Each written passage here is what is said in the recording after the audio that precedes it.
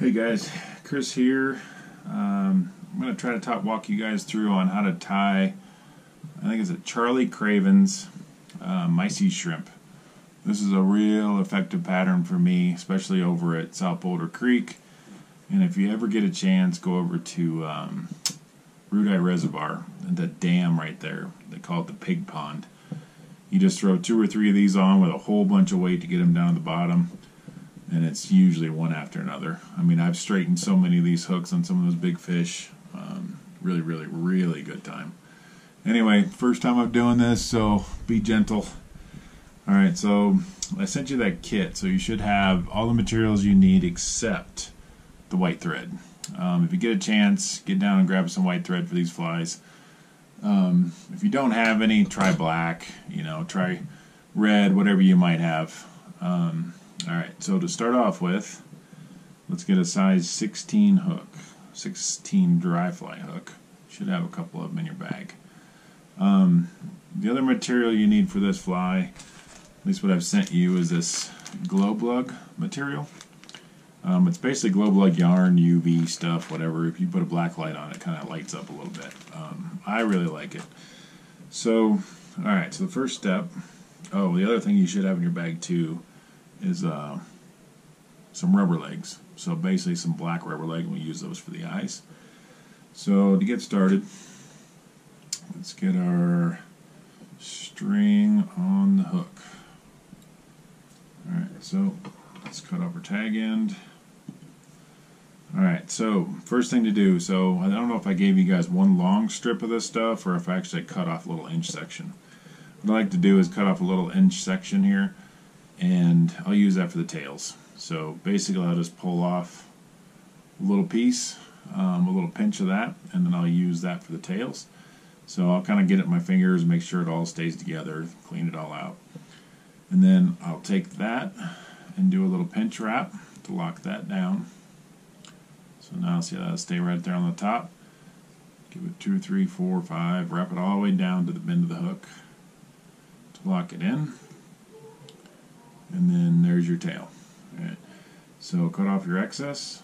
Now the trick here is we're going to go up and tie the eyes in. So basically I'm going to move my thread up to about 3/4 of the way up the hook. I'm still going to leave me a good 1/8 inch in front of the eye. And I'm going to take my black rubber legs and I'm going to cut about 1 inch off. And then I'm going to take that rubber material, wherever the camera is, there it is. And I'm going to take that, I'm going to go underneath the vise, and I'm going to grab my thread, and I'm going to pull it sideways, and that should lock it down kind of where I want it. So, and basically, now I'm just going to start figure 8ing around those rubber legs, and just try a different tension as you come up and around. And you'll notice how you can kind of manipulate those legs and get them to where you want them to stay. So, and just keep working it around until you get the legs where you're happy. The idea is that you want them on both sides, and you want them kind of parallel. It's not a huge deal, but just kind of play around. Just kind of keep wrapping until you get them where you want them. So, like right now, you can see mine are pretty parallel, sticking out both sides. And that's all you're really looking for. Now I'm going to move my thread back down, and I'm going to dub. So you should have basically a strip of this stuff, right? So the idea is that you want to create your own dubbing, so we can dub this fly. So just cut off, 1-inch-long strips, 2, maybe even 3, and basically just take those in your hand and just start pulling them apart. Just keep pulling them apart, reworking it in, just kind of really just messing it up. Sometimes a comb works good, a dog brush works good, Velcro, all kinds of different things. Doesn't need to be perfect, but just keep ripping it apart, and that's kind of basically your basic dubbing. So you can do it with a lot of different materials. You can actually see guys mix dubbing, you know what I mean? They'll take certain colors and mix them together, kind of create their own little deal. Anyway, on this fly, the The idea is to try to keep it as small as you can. Try to keep the body small. I mean, I know it's going to be hard the first couple times, but really work on just a little bit of dubbing. So, as you can see, I'm just going to grab a little pinch to start with. Get that on the string. Really, I can sit there and spread this thing out. Whatever you grab there, just spread it out and try to get it on the thread. And you can see it's really trying to get it on there real tight so I don't make any clumps. So there's a camera. Move this back. I'm kind of hitting the camera here. So if it starts spreading out, just go back down there and start tightening her down. You'll notice those legs. I mean, they're long. You can trim them off. I kind of like to leave them long because then they kind of just, even though I'm catching them with the thread, they're not necessarily getting caught. So I'm going to work my way up. So you can see I'm trying to keep that body real thin. Alright, so now once I get up to the legs, same thing as we put them on. I'm just going to figure eight around, kind of just build up a little hump there for the head. Start wrapping in front. I don't want to crowd my eye too much quite yet. I'm just kind of figure eighting around because I really just want to build just a little bump for a head on that shrimp. And I want to be careful not to make my legs kind of go crazy. I still want them to be coming out the side.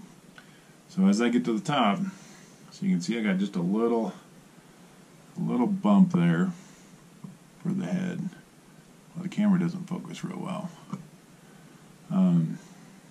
So once I get all that dubbing on, so that's pretty much it. So now you take your whip tool, go ahead and whip finish. 2, 3, tie it down. And these are pretty strong flies. I mean, kind of don't necessarily, you can glue them if you want. I don't necessarily do it. They usually stay together pretty good. So trim this off, and now the next step is basically let's start with the tail. So what I like doing is I'll take about an inch, I don't know, about a ½ inch, and just cut it, and that's fine. And when you see that in the water, that sucker's moving, kind of like your mop fly. They do really well. So on the eyes, just pull the rubber leg up, pull it down, cut it off. Same thing on the other side. And so now you have these two little eyes, as you can kind of see on the video there. And then you got this nice little tail. Really, really effective fly. Yeah, try to get some tied up. Head over to South Boulder Creek and let me know how they go. Typically, I'll start off with no weight. You know, I'll put them either behind a dry or put them behind something that might have a bead head or something like that. Kind of let them go mid-column.